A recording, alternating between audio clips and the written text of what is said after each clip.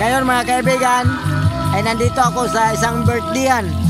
Di ko sukat akalain na napansin ko ang pagluto nila ng ulo.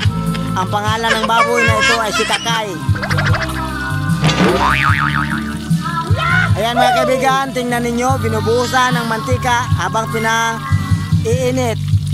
Itong mantika, kailangan puno ang kawali. Pero ang naiwan ay kunti na lang.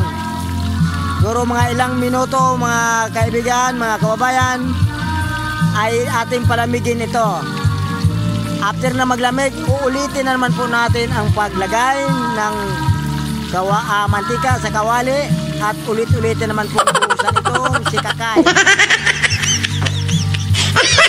After na malutong na siya, siguro bukas ang hantungan ng ulo ni Kakay sa dagat.